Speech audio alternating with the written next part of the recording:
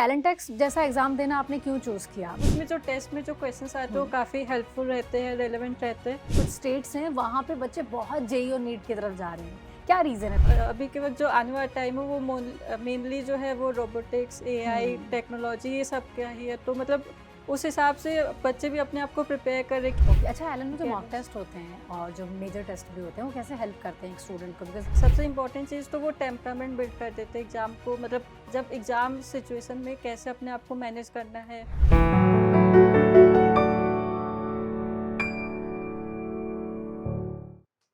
जब सपने बड़े होते हैं तो उन तक पहुंचने का रास्ता भी बड़ा कठिन होता है, लेकिन अगर माँ का साथ हो, सही टीचर्स की सही गाइडेंस आपके साथ हो और साथ ही पढ़ाई वाला कोटा जैसा माहौल हो तो निश्चित तौर पे सफलता पूरी मिल सकती है, आपका सपना पूरा हो सकता है। हेलो स्टूडेंट्स, मैं हूं आपके साथ ज्योति पुष्पेंद्र सिंह और आप सभी का स्वागत करती हूं टॉपर्स टॉक शो में। और आज मेरे साथ जो लड़का है स्टूडियो में वो वाराणसी से है, यानी कि यूपी से है, जो कोटा आया था जेई एडवांस को क्रैक करने का सपना लेकर, आईआईटीएन बनने का सपना लेकर। और बड़ी बात यह है कि जिस सपने के साथ वो आए वो सपना वो पूरा करके यहाँ से जा रहे हैं। तो चलिए बिना देर के मैं वेलकम करती हूँ अक्षत चौरसिया जी का। बहुत बहुत स्वागत है आपका। Thank you ma'am. कैसा लग रहा है अक्षत? सबसे पहले ये बताओ, क्योंकि रिजल्ट आने के बाद की खुशी मुझे लगता है पूरे फैमिली में होगी। वो फर्स्ट रिएक्शन क्या था जब आपने अपनी फैमिली में बताया कि आपका रिजल्ट ही आया है? मैम मुझे बहुत अच्छा लग रहा है, और मतलब जब मुझे पता चला कि मेरा इतना अच्छा रिजल्ट है तो मुझे बहुत अंदर से बहुत खुशी हुई। मम्मी पापा और दीदी सबको ही बहुत हैप्पी था, तो मतलब काफ़ी एक्साइटमेंट भी थी अब। अच्छा अक्षत, अगर आप बहुत पीछे जाके मैं आपसे पूछना चाहूँ कि वो फर्स्ट डे याद आ रहा है जब कोटा आए थे? हाँ, याद आ रहा है। अच्छा, कोटा आने का ये सफ़र कैसे तय हुआ? कैसे जुड़े आप कोटा से, एलन से? मैम मैंने क्लास 10th में टैलेंटेक्स का एग्ज़ाम दिया था, तो उसी के थ्रू मुझे यहाँ पे आने का ओके। क्या रैंक थी टैलेंट एक्स एग्ज़ाम में? 27th रैंक थी। ओके। अच्छा, टैलेंट एक्स जैसा एग्ज़ाम देना आपने क्यों चूज़ किया? बिकॉज़ जैसे हम लोग कहते हैं और हमारे टीचर से भी हम सुनते हैं यहाँ पे एलन में कि आप किसी भी शहर में हो, किसी भी स्कूल में पढ़ रहे हो, लेकिन टैलेंट एक्स आप ज़रूर दो, यस, क्योंकि इससे आपको पता चलता है कि आप कहाँ स्टैंड करते हो। Talent x yes. ने आपको कैसे हेल्प किया जेईई की जर्नी में या फिर एक सही गाइडेंस तक पहुँचने में? मैम टैलेंटेक्स बहुत अच्छा एक प्लेटफ़ॉर्म है, एक इतना मतलब उसमें जो टेस्ट में जो क्वेश्चंस आते हैं वो हुँ, काफ़ी हेल्पफुल रहते हैं, रेलेवेंट रहते हैं। हुँ। तो उससे मतलब हम लोग को ये एनालाइज़ करने का मौका मिल जाता है कि क्या-क्या वीक पॉइंट्स हैं, उनको कैसे करेक्ट कर सकते हैं। तो वो चीज़ें मतलब काफ़ी अच्छे से रिपोर्ट बन जाती है एक तरह से। ओके, अक्षत फैमिली में कौन-कौन है? थोड़ा डिटेल से आपका फैमिली बैकग्राउंड जानना चाहेंगे और कौन क्या करता है? फैमिली में मतलब मम्मी है, पापा है और एक बड़ी दीदी है। और पापा गवर्नमेंट सर्विस में है, ओरिएंटल इंश्योरेंस कंपनी में वो सीनियर डीएम है। ओके। मम्मी होम मेकर है और घर का पूरा इंतज़ाम वही करती है।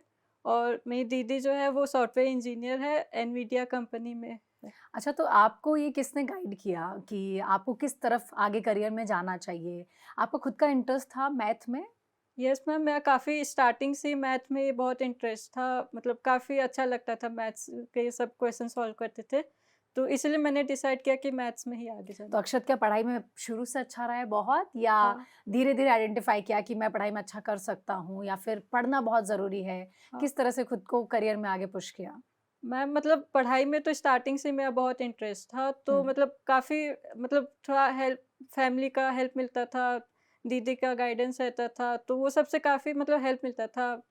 और काफ़ी मतलब एक्साइटमेंट भी रहती थी, कोई कुछ अचीव करते हैं तो काफ़ी मतलब अच्छा लगता है अंदर से, अच्छा, तो यूपी मोटिवेशन। बिहार से बहुत बच्चे आते हैं कोटा में, यहाँ मिल गए होंगे? क्लास में हाँ, बहुत सारे बच्चे मिल गए होंगे ना? हाँ, कई लगा ही सारे। नहीं होगा बाहर किसी अनजाने शहर में हो? नहीं, बिल्कुल। ओके। अच्छा, ऐसा क्या है अभी जैसे हम देख रहे हैं पिछले कुछ सालों से, मैं कहूँगी यूपी, बिहार, एमपी, ये जो कुछ स्टेट्स हैं वहाँ पे बच्चे बहुत जेईई और नीट की तरफ जा रहे हैं। क्या रीज़न है? लाइक अगर आपके आस-पास, आपकी फैमिली में क्या मोस्टली लोग ऐसे हैं जो जेईई ही करना प्रेफ़र कर रहे हैं या फिर नीट करना प्रेफ़र कर रहे हैं?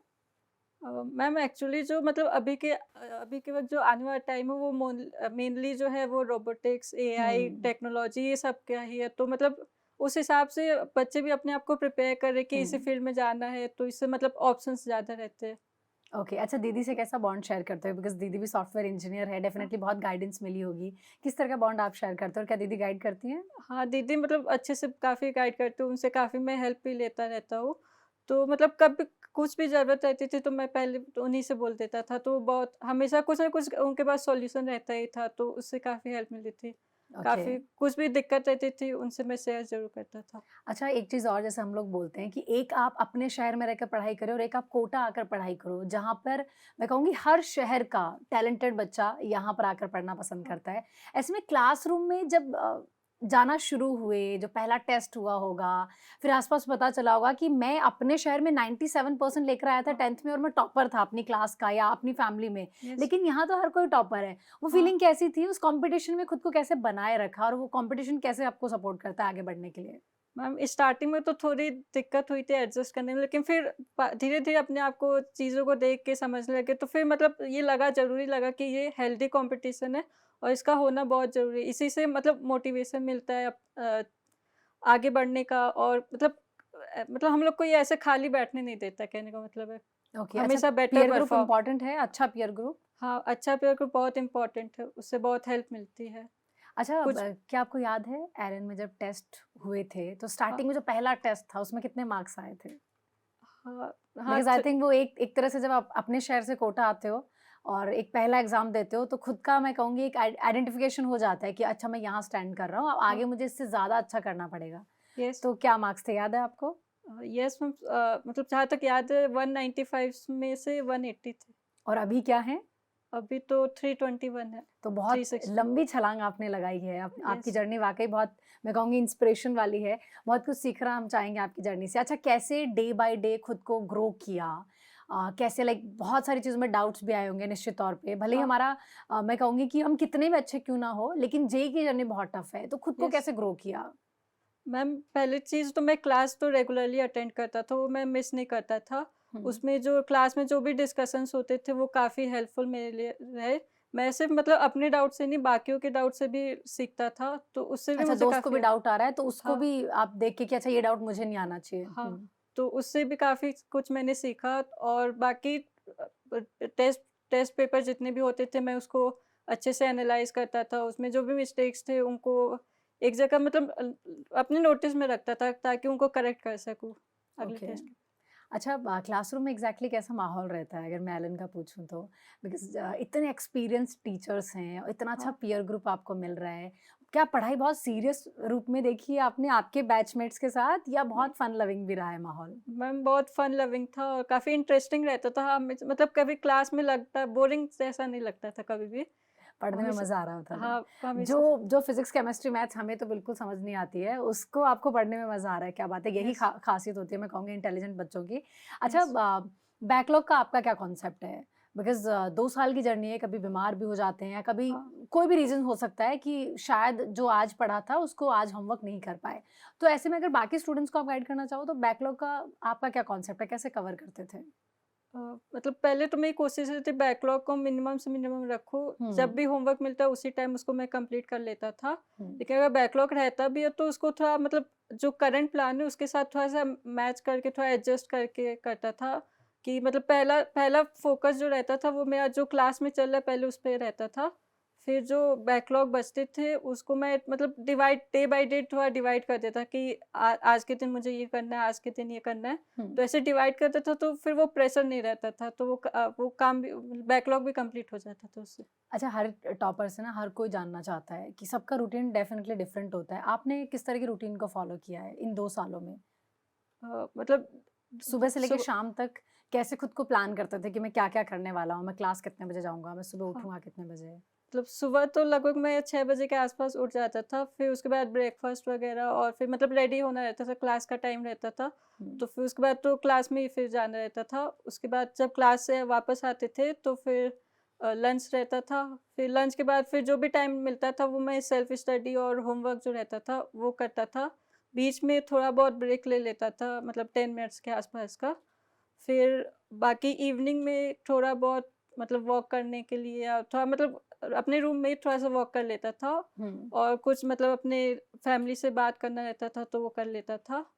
और फिर डिनर का टाइम करके फिर मतलब रात के टाइम भी थोड़ा-सा पढ़ लेता था मैं टोटल आवर्स अपने। कितने पढ़ते थे अगर आप बताना चाहो तो? मैम मतलब क्लास के अलावा मतलब हुँ, 5 से 6 आवर्स हो जाते और थे। स्लीप आवर्स क्या रखते थे? स्लीप मतलब 7 से 8 आवर्स तक की मतलब साउंड स्लीप रहती थी। ओके, अच्छा पढ़ने के अलावा भी कोई शौक है अक्षत को? येस, मैं मतलब चेस में मेरा काफ़ी इंटरेस्ट है और बैडमिंटन भी खेला ओके, है। अच्छा आपने स्टेट लेवल पे खेला है? Yes ma'am. ओके, कब तक, कौन सी क्लास तक ये किया आपने, 10th तक? नहीं मतलब 8 तक किया था, फिर उसके बाद मतलब थोड़ा ब्रेक लिया? एकेडमिक्स पे हम्म। ज़्यादा फोकस कर लिया था। ओके। अच्छा, फिजिक्स केमिस्ट्री मैथ्स में से कौन सा फेवरेट सब्जेक्ट है आपका? मैम मैथ्स है। ऐसा क्यों? जेई वाले जितने भी बच्चों से मैं मिली हूँ फिलहाल रिजल्ट के बाद, हर किसी का मैथ्स ही क्यों फेवरेट होता है? हमें कैलकुलेशन से डर लगता है, आपको कैसे मजा आ रहा है?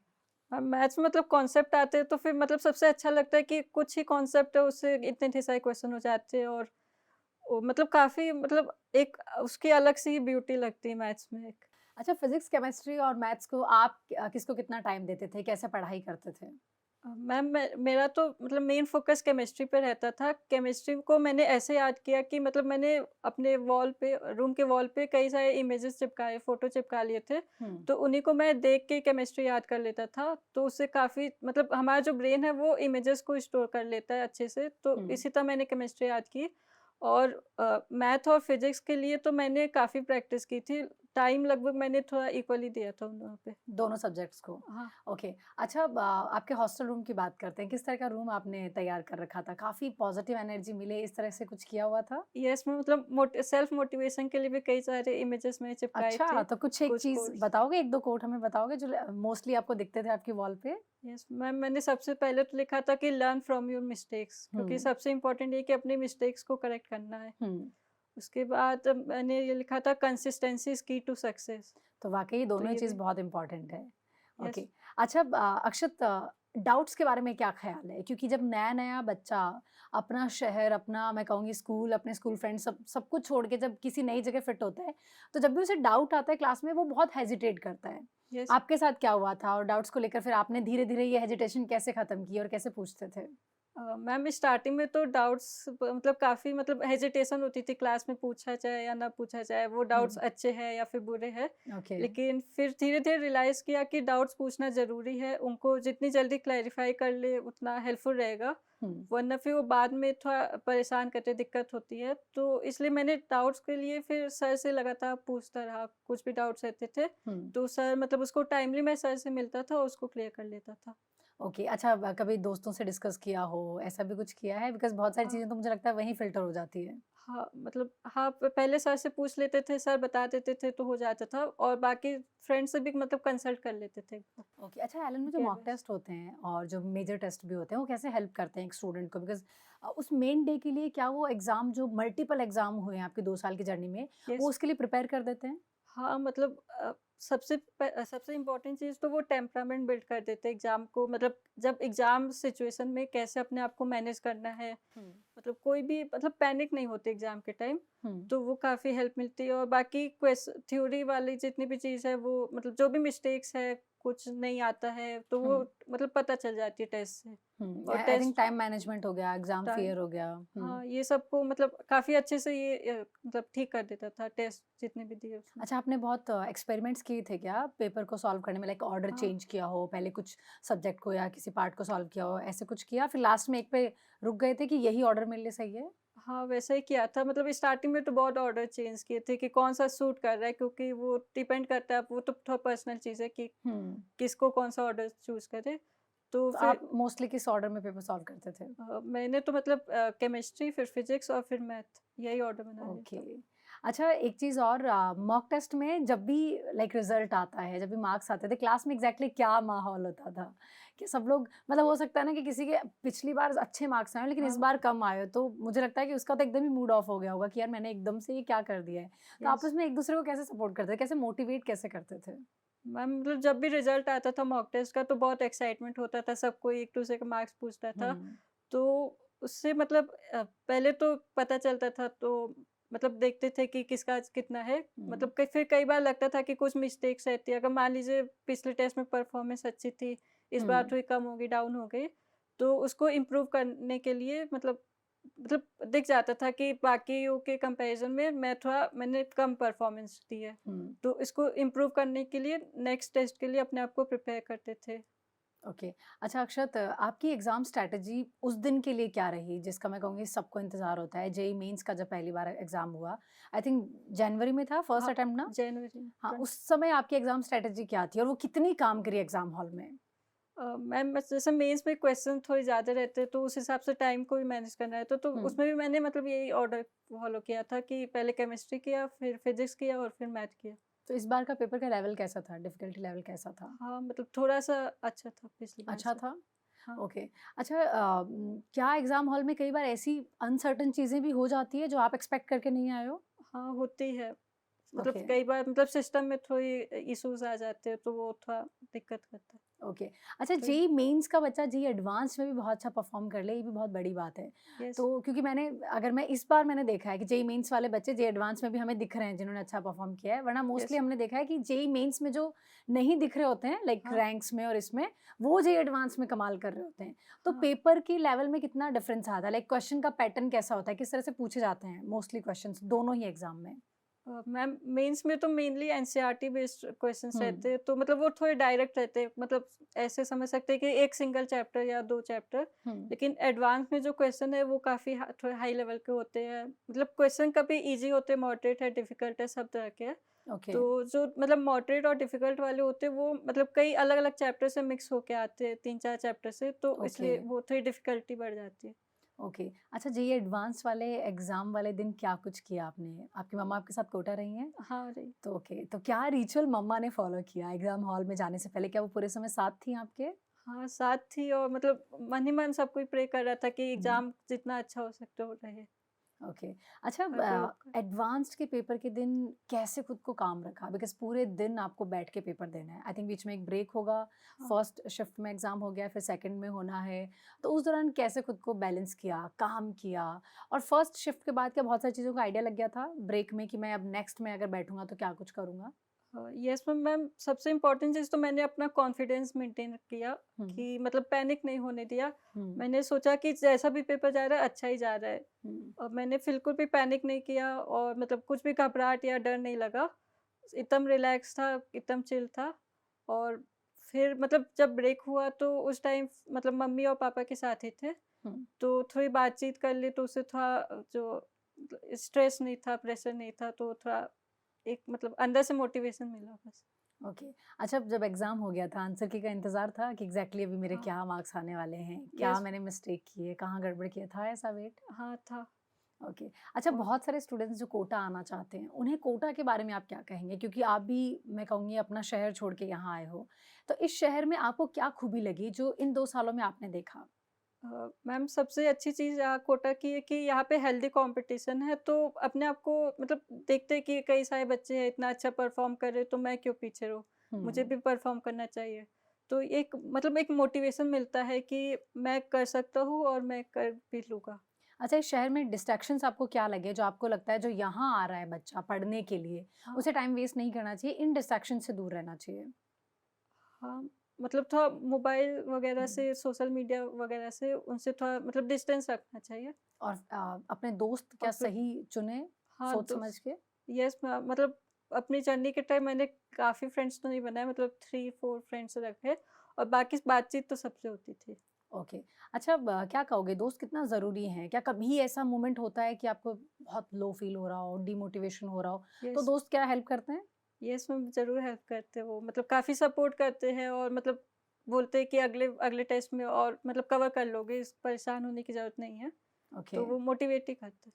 चलो बहुत बढ़िया और मज़ा आया वाक़ई आपकी जर्नी सुनकर। उम्मीद करते हैं जो भी आपके यूपी, बिहार, एमपी या देश के किसी भी कोने से जो बच्चा कोटा आना चाहता है, वो निश्चित यस, तौर पे आपकी जर्नी से बहुत इंस्पायर होगा। क्या यस। आप अंत में जो नेक्स्ट ईयर जेईई के लिए प्रिपेयर कर रहे हैं, उन्हें अपनी तरफ से कोई एक बेस्ट अगर टिप देना चाहो, एडवाइस देना चाहो तो वो क्या होगी? मैम सबसे इम्पोर्टेंट तो चीज़ है प्रैक्टिस। प्रैक्टिस जितना ज़्यादा करेंगे उतना ज़्यादा हेल्पफुल रहेगा एग्ज़ाम टाइम में भी, और मतलब जितना ज़्यादा प्रैक्टिस कर सकते हैं हमें करना चाहिए। उससे मतलब काफ़ी कॉन्फिडेंस भी मेंटेन करने में हेल्प मिलती है और एग्ज़ाम के टाइम में बिल्कुल भी पैनिक नहीं करना चाहिए। Okay, thank you so much Akshat और वाक़ई आपकी जर्नी बहुत इंस्पायर करने वाली है। उम्मीद करते हैं जो भी स्टूडेंट्स कोटा आना चाहते हैं, वो अक्षत की स्टोरी से ज़रूर इंस्पायर होंगे और अगर आप भी जेईई, नीट करने के लिए एलन के साथ जुड़ना चाहते हैं, तो निश्चित तौर पे आइए और अपना सपना पूरा कीजिए। चलिए, टॉपर्स टॉक शो में फिलहाल इतना ही। निश्चित तौर पे मिलेंगे किसी और वीडियो के साथ ताकि आपको इंस्पायर कर सकें, आपकी जर्नी में शायद कोई एडवाइस हमारे स्टूडेंट की काम आ जाए। नमस्कार।